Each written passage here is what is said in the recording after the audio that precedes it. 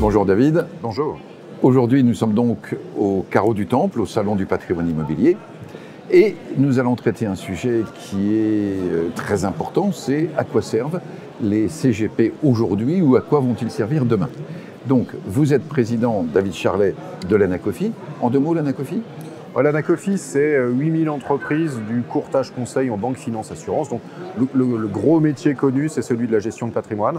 Et on a, avec à peu près 8000 entreprises, ça doit représenter à peu près 40 000 personnes dans les entreprises qui aident les consommateurs, les utilisateurs de ce type de service. Il y en a à peu près partout en France. À peu près, c'est pas vrai, il y en a vraiment maintenant partout en France. Quelques petits trous, quelques petites zones un peu vides, mais c'est rare.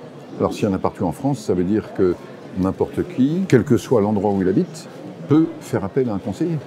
Oui, aujourd'hui on peut le dire. Il y a une vingtaine d'années, c'était un métier qui était sur certaines zones urbaines essentiellement et qui était concentré d'ailleurs sur certains publics. Aujourd'hui c'est plus vrai, n'importe qui peut venir pour autant qu'il ait soit une question patrimoniale, soit qu'il ait une envie d'épargne, tout simplement, parce que c'est souvent l'un des principaux déclencheurs. Après, il y a des choses un peu plus compliquées.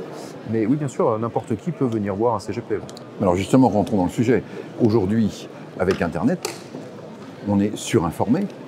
Est-ce qu'on a encore envie d'aller chercher un CGP et un conseil ? C'est exactement la même chose pour tous les métiers du conseil. Est-ce que la digitalisation a fait que les gens se sont retirés d'aller chercher ce service ? Non, ils sont allés chercher un service qui est fait autrement.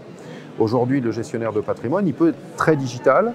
Et dans tous les cas, il est en partie digital. Donc, opposer le digital au non-digital n'a plus de sens. Ce qui est clair, c'est que vous aurez peut-être un jour quelqu'un qui vous répondra et qui sera un avatar. Pour l'instant, ce n'est pas le cas.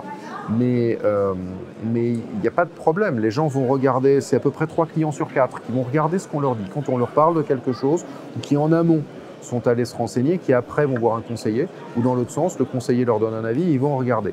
Et pourtant, ça ne change pas le fait qu'ils sont venus voir un conseiller. Gardons à l'esprit quand même, 15%, à peu près 15% des Français viennent vers ce type de profession. On n'est pas sur l'immense masse, mais ces 15% sont à l'intérieur des 40 ou 45% qui font de l'épargne. Donc, dans ce compartiment de Français, c'est important. Mais alors, ces 15%, en gros, c'est qui ? Alors, pour le coup, à l'intérieur de ces gens qui sont capables de faire de l'épargne, c'est tout le monde.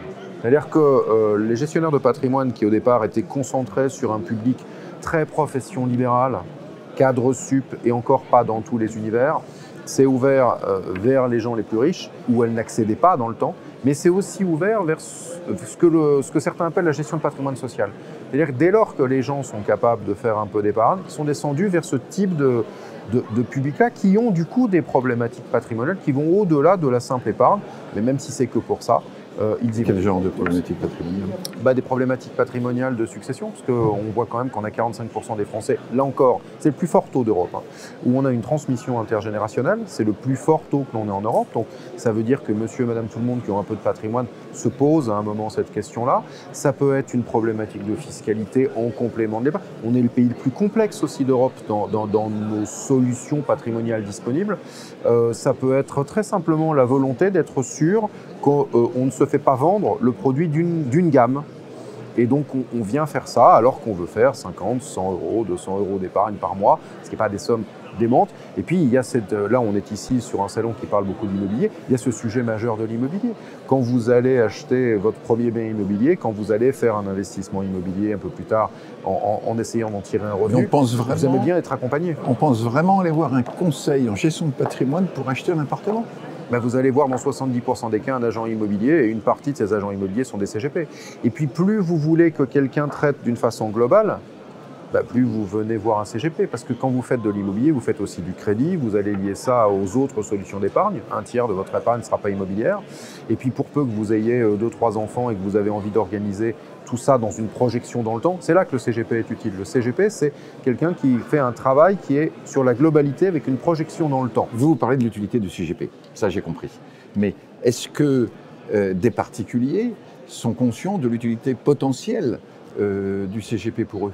Alors oui, d'abord, on est passé outre ce qui était dans le temps la non-connaissance. C'est-à-dire que les gens ne savaient pas que le CGP existait. Aujourd'hui, quelqu'un qui fait un peu d'épargne et qui ne sait pas qu'un CGP existe, il n'a rien vu sur Internet, il ne lit pas un journal. Donc, on a une véritable demande, et d'ailleurs, on le voit bien. C'est-à-dire que l'univers du courtage en assurance vie existait avant nous, il a plus d'un siècle, donc il existait, il était dominant, il s'est petit à petit fait manger par ce que l'on appelle les CGP. Pourquoi?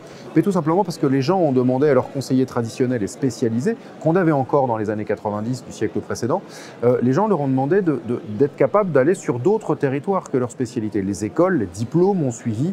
Aujourd'hui, quand vous avez votre gamin qui va faire un diplôme en finance, c'est plus rare qu'un gamin qui va faire un diplôme en gestion de patrimoine dans cet univers-là. Donc oui, les gens viennent demander ça, et du coup, ça a forcé ces courtiers en assurance vie d'une certaine époque, eux-mêmes, à se transformer en CGP. Et c'est pareil pour les agents immobiliers qui disent qu'ils sont allés sur autre chose qu'être un simple intermédiaire immobilier.